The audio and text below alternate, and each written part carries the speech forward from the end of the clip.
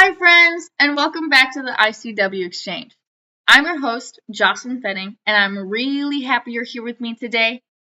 If you're watching these episodes chronologically, in our last episode, we explored the Youth Housing Advocacy Program and the Youth Housing Assistance Program, or YHAPS for short, which help young people build stability as they move towards independence.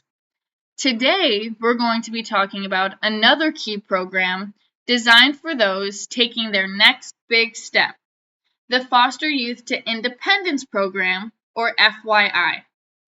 This program offers, again, one of the most impactful housing opportunities available to young adults aging out of DCFS care. The Foster Youth to Independence Program provides what are known as housing choice vouchers, or Section 8 vouchers, specifically for young adults who have aged out of care. Here's how it works. You pay about 30% of your income towards rent, and the local housing authority pays the rest directly to your landlord. The result? Safe, stable, and affordable housing that adjusts with your income. This program was created to address a national issue. Many young people living foster care face housing instability or homelessness within their first few years of independence.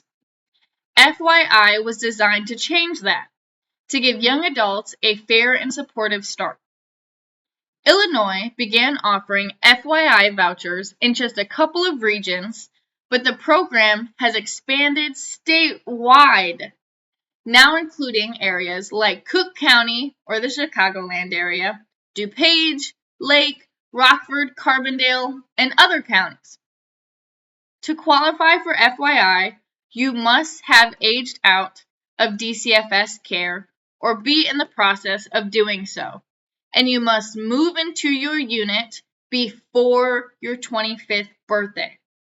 Because the process can take several months, it's a good idea to start early, typically around the age 20 and a half years old if you are still in care, so that there's enough time for a referral, an application, and a housing placement.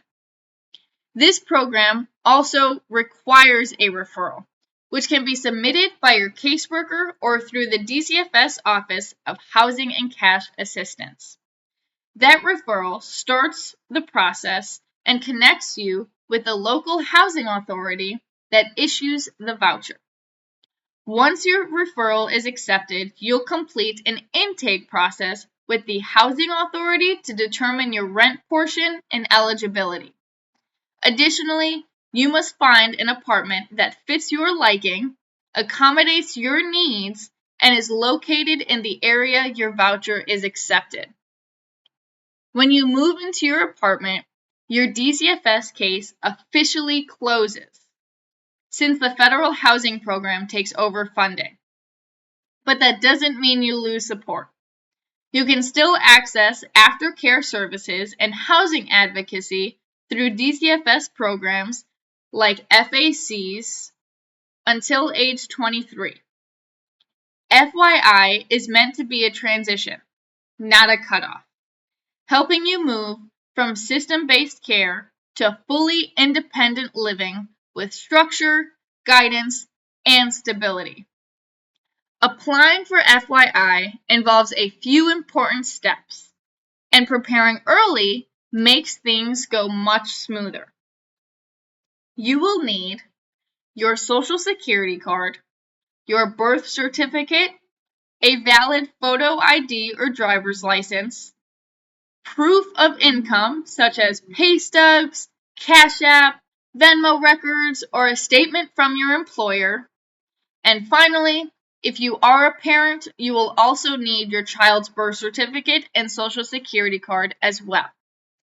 Some housing authorities give you a short timeline, sometimes even just 10 days, to submit documents or begin intake. So once your referral is made, make contact quickly. Even if you're missing a document or two, staying in communication allows the housing authority to guide you through the rest. At the end of this episode, I will explain how to acquire your birth certificate, social security card, and photo ID if you do not have those documents in hand. Although, if you are still in care, your caseworker should give them to you when you are planning to age out or have aged out. Another important detail is how your rent is calculated. FYI, rent is based entirely on your income. So if you don't currently have income, which means you are not working, your rent will be set at 0. As your earnings increase, your rent adjusts gradually. This makes the program especially helpful for young adults who are still in school, just starting their job, or working part-time while getting on their feet. Most FYI vouchers last for about 3 years, though some areas extend them longer, and a few housing authorities even offer lifetime vouchers. The length depends on local policies, but the goal is the same everywhere: to help young people achieve and maintain long-term stability. During the time you have your voucher, you'll continue working with housing staff to make sure things are going smoothly. And by housing staff, I mean your housing advocate, which you will receive once you are part of this FYI program. You'll continue working with your housing advocate to make sure things are going smoothly, which means paying rent, keeping up with lease requirements, and planning for the future. By the time the voucher period ends, most participants have stable income and experience managing housing independently. For some, this means staying in their current home without a voucher, and for others, it means transitioning into another affordable housing option. The Foster Youth to Independence program is more than a rent subsidy. It's a foundation for independence. It allows young people leaving foster care to focus on their goals without the immediate fear of losing housing. It also shows what can happen when systems work together. FYI is a partnership between DCFS, local housing authorities, and community organizations, all working toward the same goal: giving young people a fair, supportive start to adulthood. Having a referral-based process ensures no one has to navigate it alone. Caseworkers and housing staff can help manage paperwork, explain timelines, and ensure every young person understands their responsibilities before moving in. As I promised, before I close out this episode, I'm going to give you all a brief synopsis of how to retrieve your birth certificate, social security card, and state ID if you do not have those documents. First, your birth certificate. If you were born in Illinois, you can request a certified copy of your birth certificate through the Illinois Department of Public Health, or IDPH, Division of Vital Records. You'll need to fill out the application for Illinois birth record form, provide a government-issued photo ID, so you do need your ID in order to get your birth certificate, and pay the fee, which can be $10 to $15 depending on the form you fill out. But in Illinois, individuals who have experienced the foster care system may qualify to have that fee of $10 to $15 waived. Additionally, if you were born outside of Illinois, you'll need to contact the Vital Records Agency in the state of which you were born.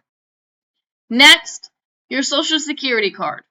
You can apply for a new or replacement card through the Social Security Administration, or SSA. To apply, you'll need to submit an application, Form SS5, and provide documents that prove your identity, for example, a state ID, driver's license, or passport. So you also need your ID for this one. You may need a passport if you have that document with you. I know a lot of us may not have passports. I know I only a couple years ago got mine, so you just need to make sure you have an ID. And finally, your state ID, real ID, and driver's license, which now you need a real ID in order to get on a plane. So this may be very helpful if you do not have a real ID. If you need a state ID, you'll apply through the Illinois Secretary of State's Office, Division of Motor Vehicles. You'll need several documents, including proof of identity, date of birth, which is often your birth certificate, social security number, and proof of residency, which basically just means mail that has your name and address on it. That was a lot. I hope this is helpful, but remember, the Office of Housing and Cash Assistance is always here to support you on these journeys. You can always email them if you have any questions or need any additional support in retrieving these documents. So remember, if you do not have those documents, make sure you're doing what you need to retrieve them, but also your caseworker should be giving you those documents as you exit care because they are super duper important. And if you do have those documents, please make sure they are in a safe space. To close out, the Foster Youth to Independence program gives young adults leaving care a path towards stability and self-sufficiency. It turns what could be a vulnerable moment, aging out, into an opportunity to grow, plan, and build a life that's truly your own. If you're preparing to leave care or you've recently transitioned out, ask your caseworker to reach out directly to the DCFS Office of Housing and Cash Assistance about an FYI referral. They can walk you through next steps and connect you to your local housing authority. Because independence doesn't have to mean doing everything on your own. It means having the right support in place so you can truly thrive. Thank you for joining me today on the ICW Exchange. Until next time, take care of yourself and always remember, you matter and you're not alone.